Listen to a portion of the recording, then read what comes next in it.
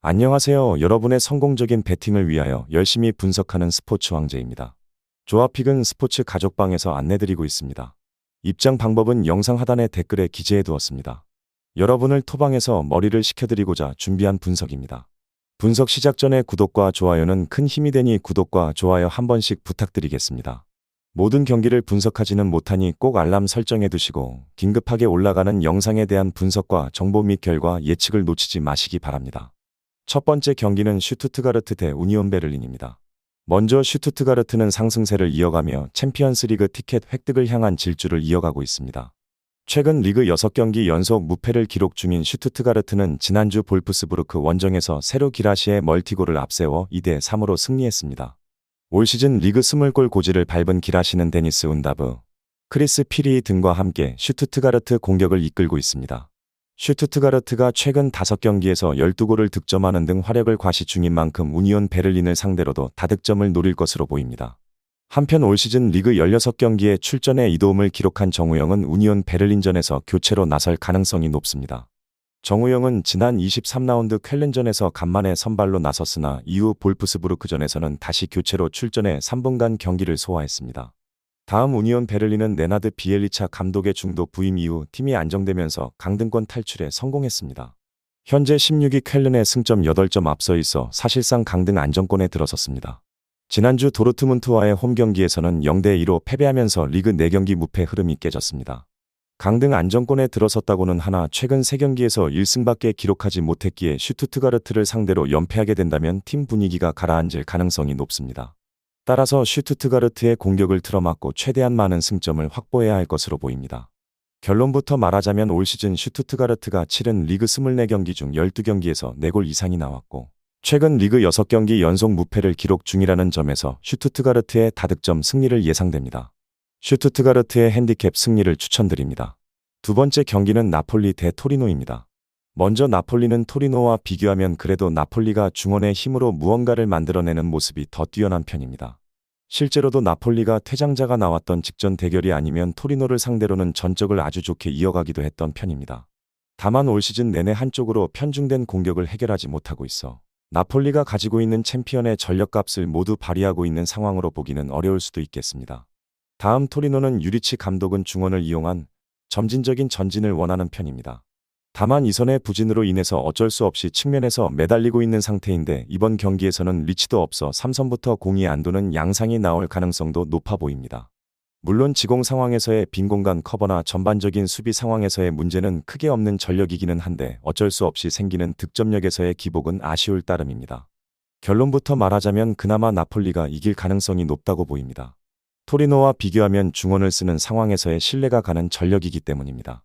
물론 토리노의 기본적인 수비력과 빈 공간을 채워주는 무브에 대한 신뢰도도 어느 정도 높은 편이고 나폴리가 올 시즌에는 공격에서 전력값을 100% 하고 있는 상황이라고 보기는 어렵습니다. 크게 이기기 어려운 상황으로 보는 것도 합당하기는 할 듯합니다.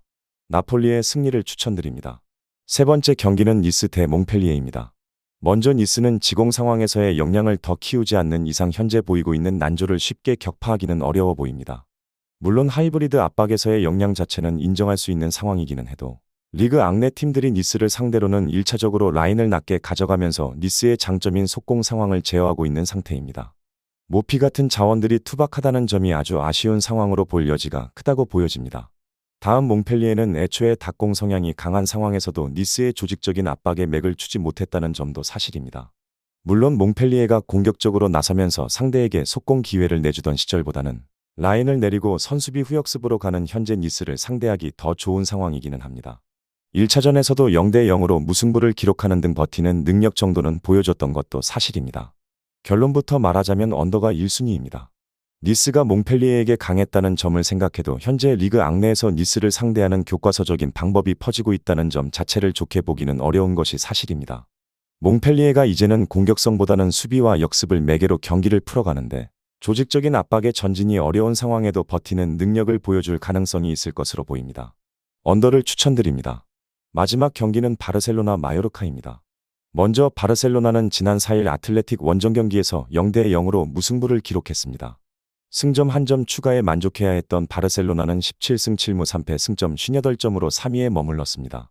바르셀로나는 페드리, 레반도프스키, 하피냐로 구성된 스리톱을 가동했지만 득점에 실패했습니다. 옐로카드 6장이 나오는 거친 경기 끝에 아무도 승점 3점을 가져가지 못했습니다. 슈팅 숫자에서도 8대8로 바르셀로나는 상대의 우위를 점하지 못했습니다. 설상가상 핵심 선수 2명을 부상으로 잃었습니다. 전반에 볼 경합을 하던 프랭키 더용은 착지 과정에서 발목이 접질렸고 그대로 실려나갔습니다. 페드리도 패스를 시도한 직후 허벅지에 통증을 느꼈고 그동안 본인을 수차례 괴롭혔던 햄스트링 부상으로 인해 당분간 출전이 불가능한 상황입니다. 다음 마요르카는 지난 4일 지로나와의 홈경기에서 1대0으로 승리를 거뒀습니다. 컵 대회에 이어 지로나를 연속으로 격파한 마요르카는 5승 12무 10패 승점 27점을 기록하면서 15위로 상승했습니다. 마요르카는 33분에 나온 코페테의 득점으로 앞서갔습니다. 코너킥 과정에서 마스카렐이 먼 거리에서 때린 슈팅이 레린의 몸을 맞고 옆으로 흘렀고 코페테가 그대로 강한 슈팅으로 이어가면서 지로나의 골망을 갈랐습니다. 선제골을 허용한 지로나가 후반전 내내 만회골을 위해 고군분투했지만 번번이 라이코비치 골키퍼의 선방에 막히거나 수비수들의 몸을 맞고 나갔습니다. 마요르카는 한 점 차 아슬아슬한 리드를 끝까지 지켜내면서 소중한 승점 3점을 얻어냈습니다. 결론부터 말하자면 바르셀로나는 최근 리그 6경기에서 4승 2무를 기록했습니다. 사비 감독의 사퇴 발언 이후 패배를 당하지 않고 있고 레반도프스키가 최근 6경기에서 5골을 집어넣었습니다. 마요르카는 홈과 원정에서의 경기력이 명확하게 차이납니다. 홈에서 4승 7무 3패를 기록한 반면 원정에서는 1승 5무 7패를 기록했습니다. 원정 마지막 승리는 지난해 9월 17일 셀타 비고전이었습니다. 마요르카가 지로나를 잡긴 했지만 최근 5번의 바르셀로나 원정에서 단 한 경기도 승리하지 못했습니다.